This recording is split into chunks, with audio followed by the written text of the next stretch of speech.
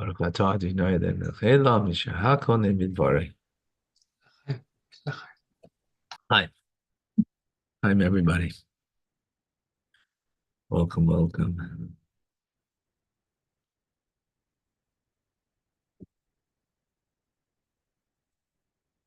Ooh.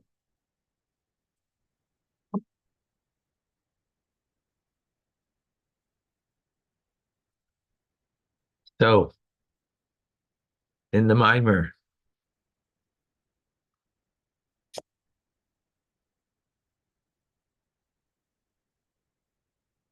we explained yesterday. It's pretty,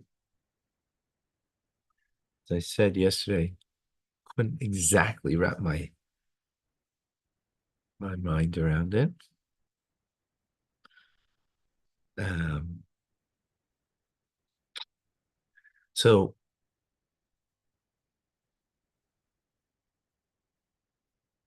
as lofty as we might be, as righteous as we might be, we are still lacking. And therefore, our um, mitzvahs that we do need a helping hand to bring them above.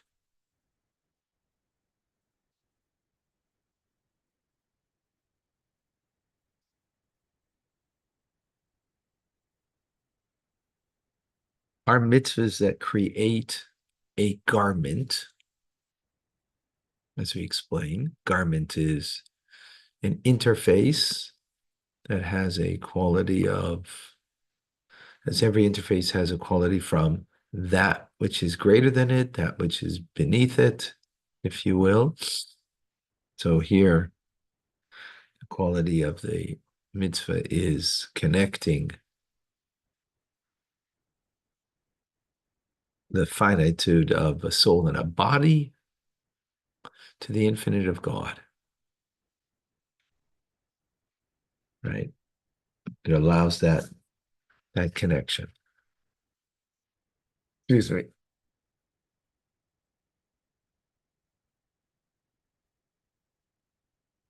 It facilitates that connection. Now, and in order to facilitate it, that in order that our soul can have an actual pleasure of the divine.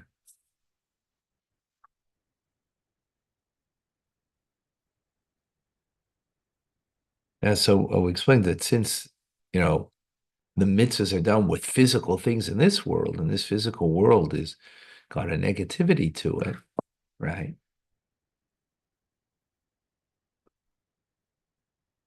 As a result, it needs um, that the physical world is that way, and we are also that way. We could learn Torah for not the right reason. Learn Torah for our own self-aggrandizement, for our own self-fulfillment, rather than to connect, right? Which those who were with us last night in the JLI class, fascinating. Oh, we spoke about that idea also.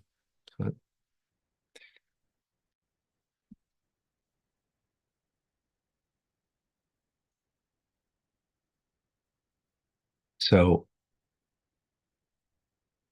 therefore, our mitzvahs need sort of a cleansing because of the nature of this world and the nature of us, and we're not complete. There's lacking. Lacking is the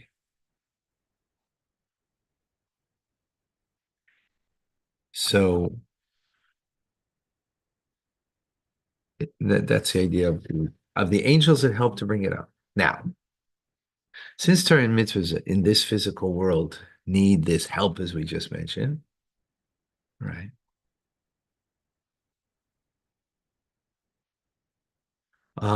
It's not just because of the negativity in this world, but of the very fact that it's physical of this world, right? Something physical of this world compared to the spiritual worlds above, and there's no, it's incomparable.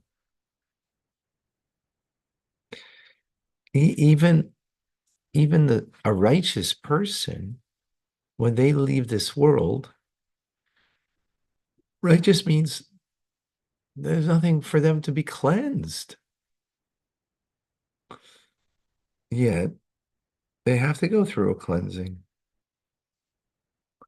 Not because he did something wrong, it's because the soul is now going to go to a much more infinite place, or a much greater place. That is that the fact that the soul was in a body, it needs um, it needs a cleansing. So usually we associate cleansing with, you're dirty, you did something wrong, some negativity. That's how we usually associate. And here, no.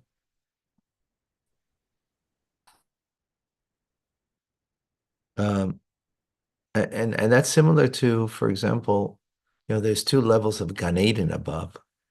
Lower level in the world of Yetzirah and a higher level in the world of Bria.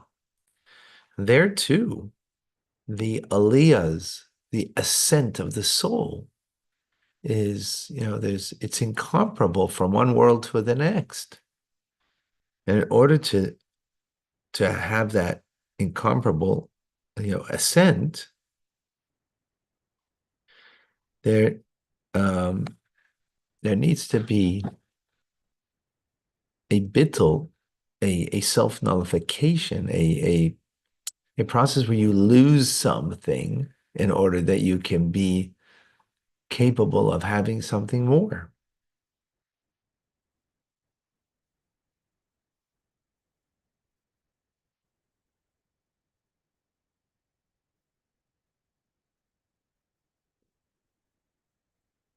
This is similar to,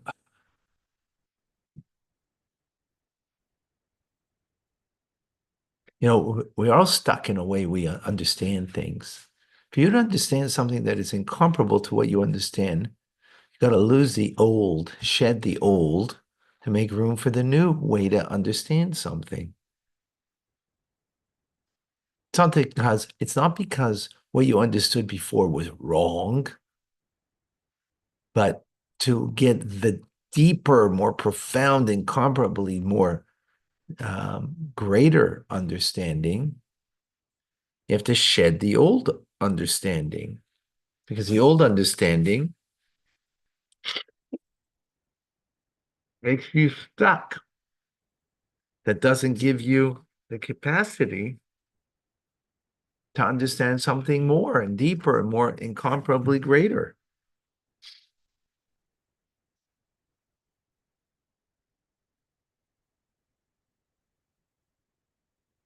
You see that idea that the Talmud tells us of Reb Zera.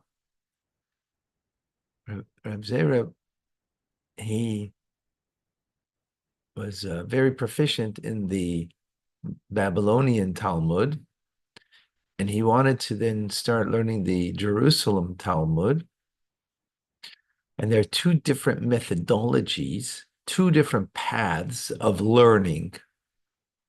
So he fasted actually in order to forget, not to forget his learning, but to forget the path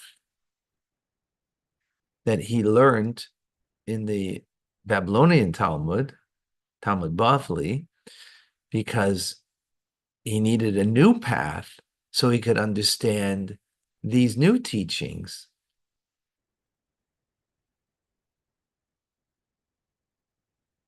See, I'm trying to think of something that might be more.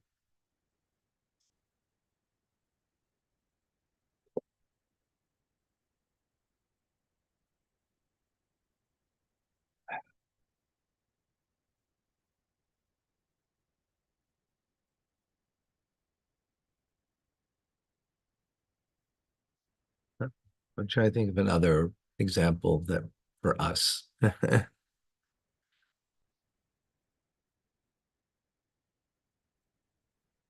Again, it doesn't mean that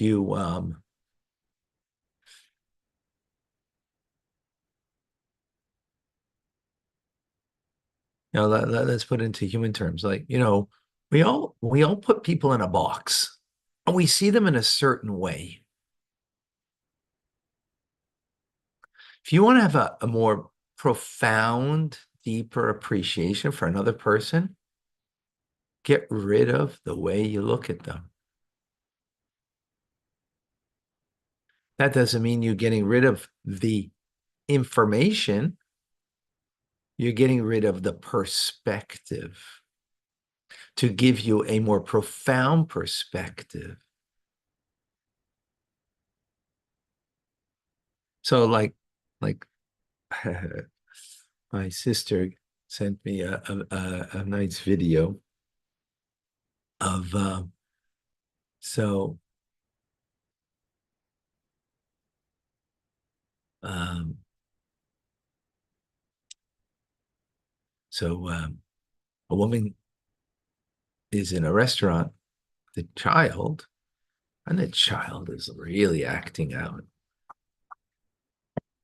and the mother is not able to control. So, what's your perspective? And it's just in the video, you know, the people who are next to her in the restaurant. What kind of mother is this, right? And then they show the next scene of that this mother's by the social worker, and the social worker saying, "Oh, thank you so much to be there for this child. You're the third foster mother. The other two didn't work out, and I'm hoping it's going to work out with you." In other words, it's not the mother. She's not the biological mother. She's taking upon herself to be a foster mother of this child. And of course, and that was our first meeting. She took the child to the restaurant. You know, the and it didn't work out as hoped.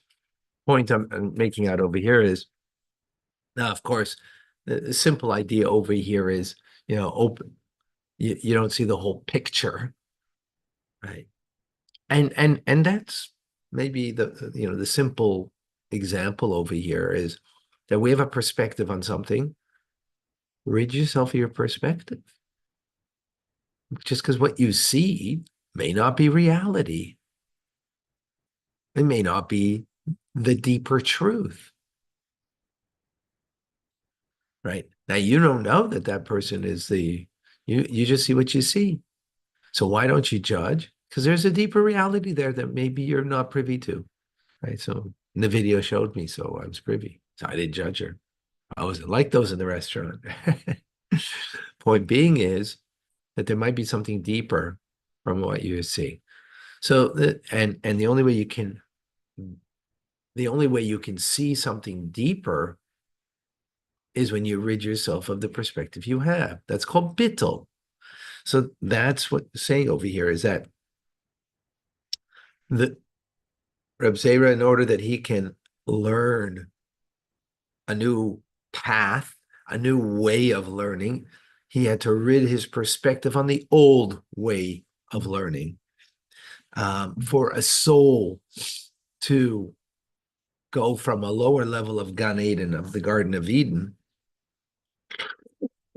to a deeper, more profound divine perspective, it has to shed the old way.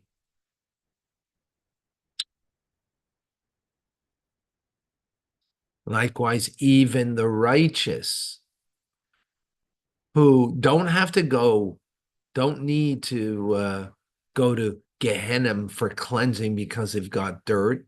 They don't need a cleansing process when they leave this world because they have stained their soul. Yet, because when they leave this world, in order that this soul could have a divine pleasure that's beyond its capacity, it needs this new perspective. It needs, again, a cleansing, not from dirt, but a cleansing, even though, usually associate cleansing with something dirty. Others, what are you cleaning?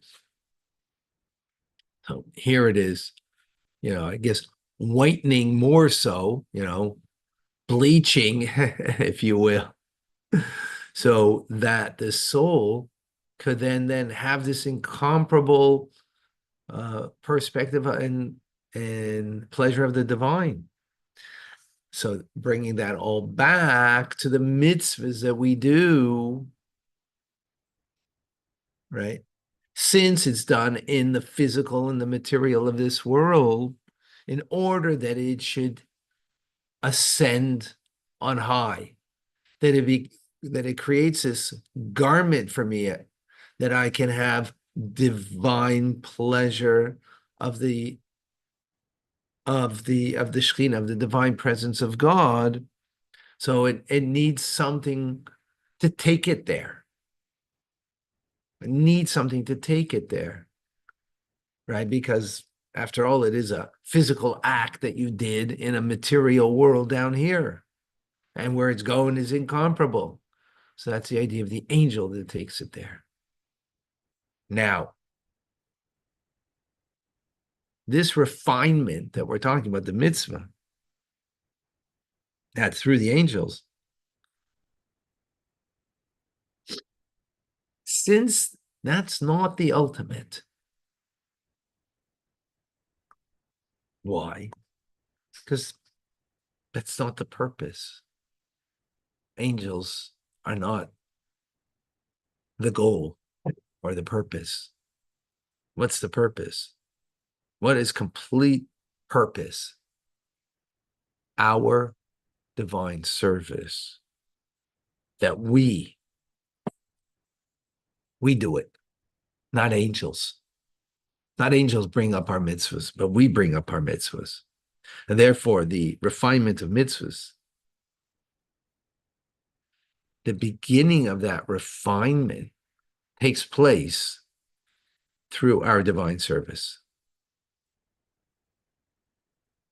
So where is that cleansing?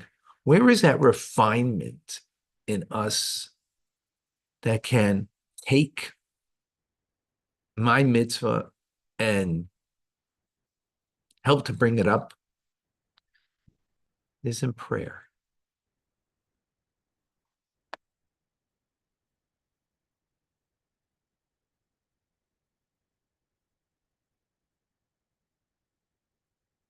Because prayer is all about connection. And so it's in a refined connection. I mean, you do the mitzvah, you're more focused on the physical act of the mitzvah, right? And not so much the heart that you're focused in or focused on, right? Because there's, you got to make sure your tefillin are on straight. You got to make sure the straps are proper.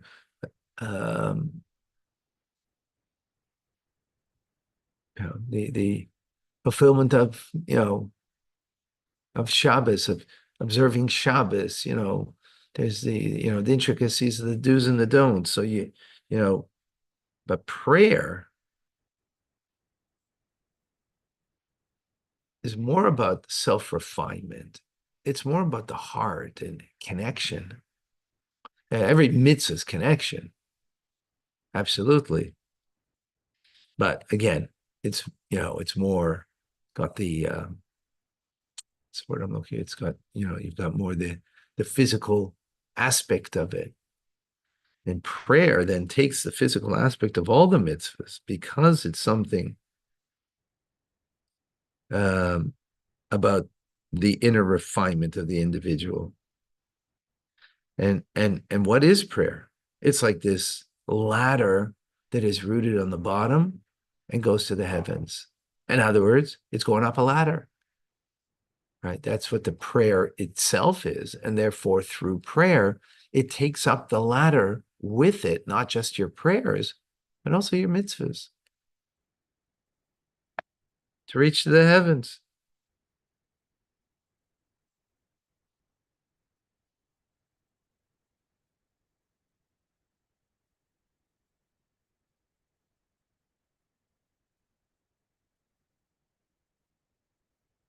So just like prayer is the ladder isn't on earth with the earthiness, meaning with my heart and how I'm, drawn downwards because your heart, has desires for, not godly things, earthy, material, physical things, right? Self-directed things. And so starting from the bottom and you're going step by step up the ladder, right, to bring you to the heavens above.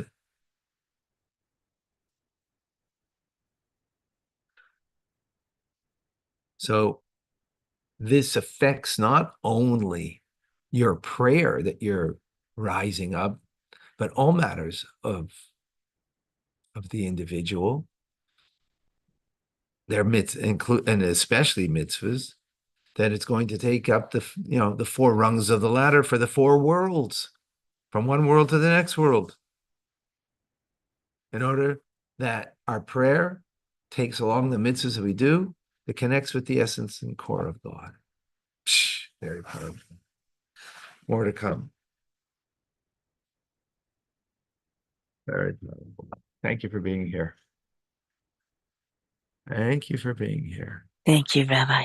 For those who missed last night, wow.